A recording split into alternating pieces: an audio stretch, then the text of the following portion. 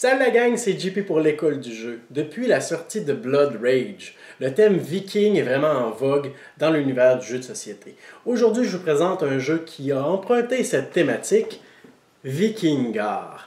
Un produit 100% québécois qui est présentement sur Kickstarter. Alors vous allez pouvoir suivre le lien qui est dans la description de cette vidéo si vous voulez avoir d'autres informations sur la campagne de ce jeu. Et à noter également que tout ce que vous verrez dans cette vidéo est le fruit d'un prototype. Alors il y a probablement des composantes qui ne sont pas finales et qui sont sujettes à changer suite au résultat du Kickstarter. Alors sans plus attendre, allons voir les règles de ce jeu québécois. On regarde ça.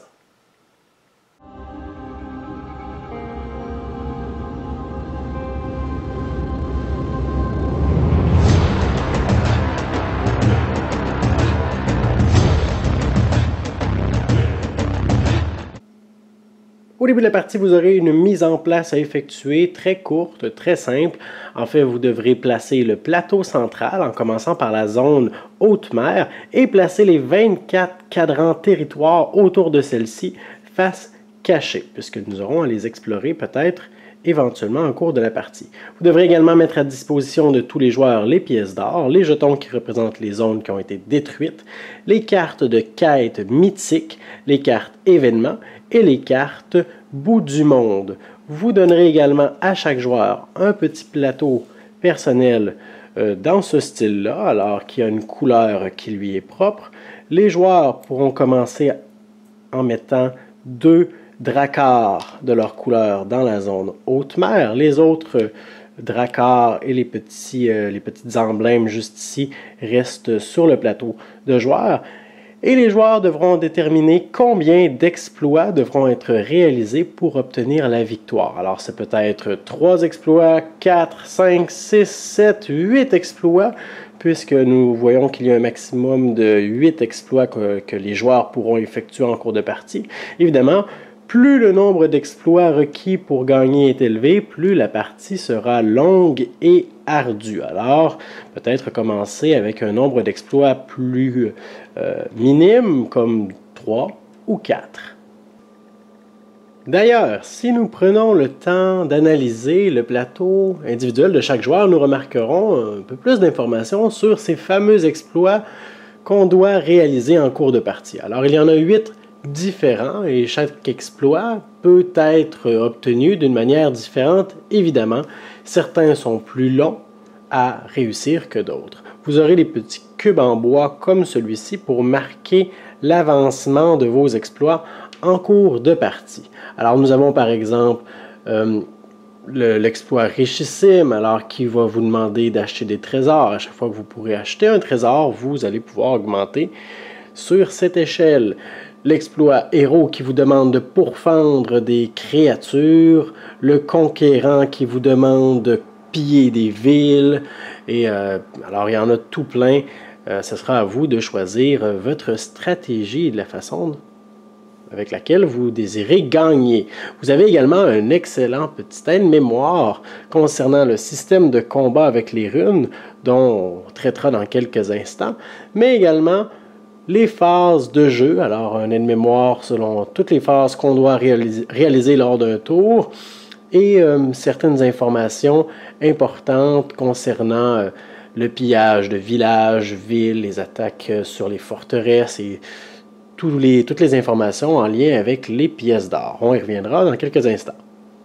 Un tour de jeu est composé de 4 phases. La phase d'activation des dracars, de commerce, de construction et achat de trésors et finalement la phase de maintenance.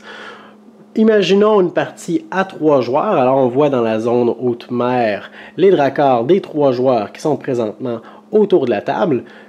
Un joueur devra être déterminé pour être le premier à jouer. Alors nous avons ici ces petits jetons qui vont nous servir. Alors les joueurs vont en choisir un au hasard et ça indiquera leur tour de jeu. Alors imaginons que le joueur jaune sera le premier joueur à jouer. Il va pouvoir commencer la phase d'activation des dracars. Lors de la phase d'activation des Dracars, le joueur jaune qui débute la partie va évidemment bien activer ses Dracars. Alors pour ce faire, il va en désigner un et il aura droit à un mouvement, puis le Dracar devra s'arrêter et effectuer une action. Alors évidemment, au départ, il va vouloir explorer ce grand monde qu'est le Midgard. Pour ça, il devra quitter la zone haute mer, une zone dangereuse remplie d'imprévus. Alors, il devra piocher une carte événement pour savoir ce qui va se passer lorsqu'il va tenter de quitter la haute mer. S'il est chanceux, il rencontrera une bonne étoile et pourra quitter la zone sans aucun danger. À ce moment-là, il prendra son Dracar qu'il avait activé et pourra désigner n'importe quel cadran en fait, qui communiquait avec la zone haute mer, donc tous les cadrans qui sont présents, et aller l'explorer. Donc le joueur pourrait tout simplement retourner n'importe lequel des cadrans de cette façon et son Dracar serait maintenant dans cette zone. Peut-être qu'un événement arriverait aussitôt qu'il aurait fait ceci, mais pour l'instant, concentrons-nous sur la zone haute mer. Imaginons donc que lors de son périple pour sortir de la zone haute mer, le joueur est un peu moins chanceux. Il pioche une carte événement et celle-ci est une baleine en vue. Alors, le joueur ne pourra pas quitter la zone haute mer tant qu'il ne sera pas venu à bout de cette baleine. Alors, un événement comme celui-ci peut proposer une récompense au joueur s'il réussit, mais une conséquence par contre s'il échoue. Alors, nous voyons juste ici la puissance de l'obstacle. Alors, dans ce cas-ci, la puissance de la baleine. Et pour réussir à venir à bout de cet obstacle, de cet événement, on va procéder comme dans une résolution de combat avec les runes, mais on y reviendra tout à l'heure. Puisque nous parlons de mouvement, vous devez savoir qu'un joueur peut justement utiliser un mouvement pour quitter la zone haute mer, explorer un des cadrans, mais il peut également explorer les cadrans adjacents à la zone où il se trouve. Alors un joueur pourrait utiliser son mouvement pour venir dans cette zone-ci et hop, son mouvement s'arrêterait là, il devrait effectuer une action. Mais il peut également utiliser son mouvement pour passer de l'hémisphère nord de la zone à l'hémisphère sud, si une ouverture le permet, évidemment. Et en fin de partie, le joueur voudra quitter le Midgard pour traverser les chutes du Valhalla. Alors, nous avons juste ici les chutes. Le joueur pourra utiliser son activation, son mouvement pour traverser les chutes, mais ce ne sera pas aussi facile. Finalement, puisqu'on parle encore de mouvement, un joueur peut en tout temps revenir dans la zone haute mer. S'il désire quitter la zone par la suite, il devra encore une fois faire face à un événement, mais l'avantage, c'est qu'il a maintenant accès à toutes les tuiles du jeu. Et finalement, vous voyez ici une espèce de tourbillon géant. Alors, en cours de partie, les tuiles seront découvertes. Vous verrez peut-être d'autres tourbillons apparaître dans le monde. C'est tout simplement une espèce de vortex spatio-temporel que les Dracars peuvent emprunter pour se téléporter, entre guillemets, directement dans une zone précise. Une fois que son mouvement se termine, le joueur peut effectuer une action, comme je vous le disais un peu plus tôt. Alors, quelles sont ces actions? Premièrement, un joueur peut utiliser son action pour faire un mouvement supplémentaire. Mais après quoi, son tour sera terminé. Alors, son Dracar ne pourra plus rien effectuer pour le reste du tour. Alors, un joueur qui a sorti de la haute mer, s'est rendu dans cette zone, pourrait, comme action, décider d'explorer cette nouvelle zone et alors son Dracar serait indisponible pour le reste du tour. On retournerait la tuile, évidemment. Mais ce n'est pas tout. Un joueur peut décider de construire un avant-poste. Alors, vous verrez sur la carte juste ici certaines villes comme ceci, alors avec un grand drapeau. Les joueurs qui se trouvent dans cette zone peuvent décider de débarquer dans cette ville et d'y construire des avant-postes. Alors, ils vont tout simplement placer un petit jeton d'avant-poste sur la ville et cet avant-poste leur donnera un avantage fort intéressant à la fin du tour. Mais attention, car les joueurs adverses pourront venir essayer de détruire cet avant-poste. Un joueur peut également décider d'attaquer un autre adversaire. Alors, si des joueurs adverses sont dans le même cadran, il y a automatiquement et immédiatement affrontement. Alors, on y reviendra dans quelques instants, mais il ne doit y avoir qu'un seul survivant.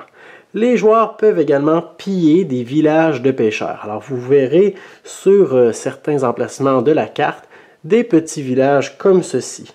Alors, le joueur va tout simplement apposer un jeton comme ceci, à feu et à sang, et va récolter une pièce d'or pour avoir pillé justement le village. Alors à ce moment-là, le village est pillé, il n'est plus possible de le récupérer, et le joueur jaune aurait récupéré une pièce d'or. À ce moment-ci, son dracard serait indisponible, évidemment. On peut également piller une ville ou un lieu de culte. Alors, vous vous souvenez de la ville dont on parlait tout à l'heure, et les lieux de culte sont les espèces d'églises ou de monastères juste ici. À ce moment-là, ça fonctionne de la même façon. On pourra apposer un jeton à feu et à sang sur ces lieux à condition de réussir à les piller. Alors, pour cela, ces lieux sont, comment dire, ne se laisseront pas piller aussi facilement. Alors, on devra résoudre ça par un combat. On reviendra dans quelques instants, encore une fois, mais sachez que la récompense sera encore plus grande si on réussit à piller une ville ou un lieu de culte. On aura des exploits, certainement, mais également 2 pièces d'or. Alors, ça peut être très intéressant. Et finalement, nous avons les places fortes, alors les espèces de remparts ou de tours de garde juste ici sur les plateaux. Alors, tantôt je vous parlais du déplacement. Lorsqu'un bateau entre dans une zone avec une tour de garde, une place forte comme ceci, son mouvement s'arrête automatiquement et deux choix s'offrent à lui. Il peut décider de payer le droit de passage. Alors, en déboursant 2 pièces d'or de sa poche, le joueur pourra rester dans cette zone. S'il décide de ne pas payer, alors il devra absolument essayer d'affronter la place forte en la détruisant. Alors encore une fois, il y aura affrontement. Et s'il réussit à détruire la place forte, il récupérera 3 pièces d'or. Finalement, un joueur peut effectuer une quête mythique. Vous verrez sur la carte des petites indications ici de runes.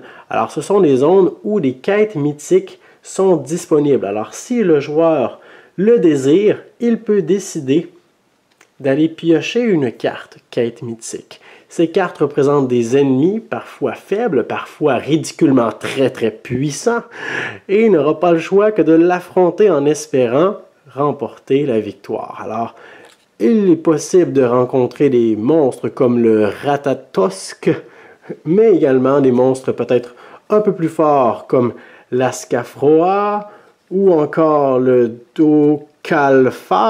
Alors, excusez mon accent un peu rouillé, mais vous voyez qu'il y a une excellente panoplie d'ennemis qu'on peut rencontrer qui ont toute une résistance différente, mais qui auront également des pouvoirs ou des avantages qui représentent en fait des artefacts, si on veut, que le joueur va récupérer s'il réussit à battre ses ennemis, en plus d'obtenir des exploits sur son plateau de jeu individuel. À chaque fois qu'un joueur effectue l'une des actions que je viens de vous énoncer, à la fin de son tour, son navire est inactif. Et une fois qu'un joueur a activé tous ses dracars, eh bien on passe au prochain joueur. Lorsqu'un affrontement est nécessaire, que ce soit parce que vous décidez de tenir tête à une place forte, que vous décidez d'entrer dans une zone qui est occupée par un adversaire, que vous devez faire face à une carte événement ou affronter un monstre issu d'une quête mythique, vous devrez faire une résolution de combat grâce à ces runes. Alors, l'attaquant, dans ce cas-ci, le joueur dont c'est le tour, le joueur qui déclenche les hostilités, devra lancer 5 runes. Le défenseur, que ce soit un monstre, un événement ou un adversaire, carrément le dracard d'un autre joueur, aura droit à 4 runes pour se défendre. Important de savoir que le défenseur est toujours vainqueur en cas d'égalité. Et également important de savoir qu'il est possible de récupérer plus de runes que ce que je viens de vous énoncer si vous avez des artefacts ou des objets qui vous permettent de manipuler justement votre nombre de runes au lancer. Alors, l'attaquant commence en déclarant les hostilités, va prendre les runes et en gardant une bonne distance d'environ 10 cm de la zone haute mer, va les lancer sur le plateau. Aussitôt qu'une... Alors vous voyez que je ne suis pas très bon pour lancer des runes. Alors aussitôt qu'une rune touche ou dépasse la frontière, elle est éliminée. Alors ces deux runes seraient éliminées. On ne peut pas les prendre en considération. Par la suite, c'est bien simple. Si une rune ne montre pas son symbole, elles ne valent rien du tout. Alors dans ce cas-ci, nous n'avons qu'une seule rune dont la face s'est montrée. Alors vous avez dans les règles un excellent aide-mémoire ici qui vous indique comment calculer tous les points, les résultats possibles. Alors si la face se montre, si la face est visible, vous avez un point d'attaque. Si la rune tombe sur le côté comme ceci, vous avez 3 points d'attaque. Si les runes sont chevauchées les unes sur les autres. Alors, on compte les points de la même façon, c'est-à-dire que si nous avions par exemple un chevauchement comme ceci, la rune qui est en bas n'a pas la face visible, donc c'est 0, mais celle-ci est chevauchée sur une autre, elle vaut normalement 3 points, mais puisqu'elle est chevauchée, on double son résultat pour un total de 6 points. Alors, il est possible d'avoir une espèce de chevauchement incroyable comme ceci, là. Alors, dans ce cas-ci, 2 points plus 6 points, on aurait ici 8 points. À savoir également que si une rune tombe de cette façon à la verticale, c'est victoire automatique. Évidemment, le défenseur a toujours le droit de riposter.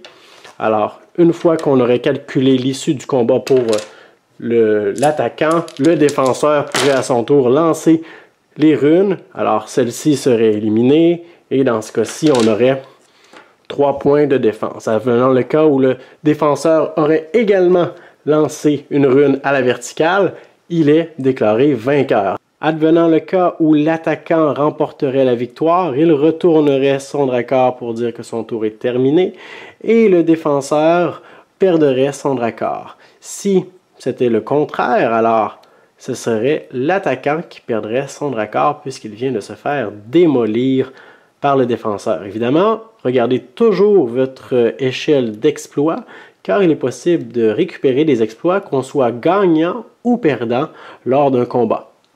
Une fois que tous les joueurs ont procédé à l'activation de leur dracard, eh bien on passe à la phase de commerce. Les joueurs vont récupérer des pièces d'or ou non. Cela dépendra du nombre d'avant-postes qu'ils ont sur le plateau de jeu. Alors dans ce cas-ci, le joueur jaune récupérerait une pièce d'or puisqu'il a un avant-poste toujours en place sur le plateau. Troisième phase de jeu, la phase de construction de dracars et d'achat de trésors. C'est dans cette phase que les joueurs pourront, s'ils le désirent et s'ils respectent certaines conditions, construire de nouveaux dracars pour explorer divers horizons. Alors premièrement, le nombre de dracars qu'ils peuvent avoir en jeu dépendra du nombre d'exploits qu'ils ont accomplis. S'ils n'ont accompli aucun exploit, eh bien ils pourront avoir un maximum de 2 dracars sur le jeu simultanément. S'ils en ont accompli 1, 3 dracars. S'ils en ont accompli 2 ou plus, 4 dracars. Le 5e et dernier dracar ne pourra être accessible que si un joueur réussit à vaincre l'immense kraken qui se cache à quelque part sur le plateau de jeu. Alors, c'est bien simple. Pour construire les dracars, un joueur peut, à son tour, construire un premier dracar gratuitement, à condition évidemment de ne pas dépasser le seuil maximum qu'il peut atteindre. Alors, si le joueur jaune avait par exemple perdu un dracar au combat, il n'a aucun exploit d'accompli, il peut avoir un maximum donc de 2 dracars, il va utiliser sa construction gratuite pour envoyer un deuxième dracar dans la zone haute mer. S'il avait un exploit d'accompli, et qu'il pourrait alors donc avoir accès à 3 dracars. Il utiliserait probablement sa construction gratuite pour aller récupérer son deuxième et tous les dracars supplémentaires lui coûteront 2 pièces d'or. Alors, 2 pièces d'or devront être déboursées plutôt, pour la construction des dracars supplémentaires. Vient ensuite la phase d'achat des trésors. Évidemment, ces phases-là, les phases commerce, construction de dracars, achat de trésors et la phase maintenance, tout ça se fait simultanément pour tous les joueurs. Alors, l'achat de trésors, c'est bien simple. Les joueurs peuvent, s'ils le désirent, consulter leurs pièces d'or restantes. Pour 3 pièces d'or, ils peuvent acheter un trésor. Alors, il n'y a pas de jetons qui représentent les trésors. Vous aurez simplement à déplacer votre marqueur dans l'exploit richissime juste ici. Alors, en fait, c'est peut-être plutôt cette échelle qui va vous indiquer le nombre de trésors que vous avez achetés en cours de partie. Alors, un trésor coûte 3 pièces d'or et vous êtes limité à un achat de trésors par tour pour éviter qu'un joueur décide d'acheter 4 trésors d'un seul coup et remporter la partie. Alors, vous devrez prévoir le coût à l'avance. Quatrième et dernière phase de jeu avant le prochain tour, la phase maintenance. Les joueurs vont d'abord commencer par remettre tous les bateaux en mode actif. Alors, on les retourne de ce côté-ci, du côté clair, et ils sont maintenant disponibles pour le prochain tour. Par la suite, s'il y avait eu un combat lors du tour précédent, on retirerait évidemment les runes qui sont sur la zone haute mer et on pourrait les replacer dans ce joli petit sac de tissu. Et finalement, nous allons attribuer un exploit à la fin de la phase maintenance. Il s'agit de l'exploit du damné. Alors, vous avez juste ici l'exploit du damné. Alors, cet exploit est un peu spécial. En fait, il faut être le plus faible pour le récolter. Alors, pour cela, on va tout simplement additionner la valeur des exploits de tous les joueurs. Alors, les nombres qui sont cachés, 3 plus 2 plus 1 égale 6. Alors, par exemple, un autre joueur aurait une valeur de 8 et un autre une valeur de 7. Alors, dans ce cas-ci, je suis le joueur le plus faible. Je viendrai de marquer un exploit. Je suis le damné. Le damné devient également premier joueur pour le prochain tour et on recommence les actions, les phases que je vous ai expliquées. Vous vous souvenez, en début de partie, nous avions déterminé un nombre d'exploits requis pour gagner la partie. Alors, imaginons que nous avions décidé que 4 exploits seraient nécessaires. Alors, aussitôt qu'un joueur réussit à atteindre 4 exploits, c'est-à-dire qu'il a atteint le dernier échelon dans 4 exploits différents, il se qualifie pour peut-être remporter la partie. Mais ce n'est pas une victoire automatique. Et c'est là que l'aspect de course commence. Aussitôt que les joueurs atteignent 4 exploits, ils doivent trouver la porte du Valhalla le plus rapidement possible. Alors, avec leur Drakkar, ils vont explorer et se promener, naviguer à travers les eaux tumultueuses du Midgard jusqu'à l'hémisphère sud, où ils devront utiliser un mouvement pour tenter de traverser les chutes au bout du monde. Pour savoir s'ils réussissent à trouver la porte du Valhalla, ils vont piocher une carte bout du monde.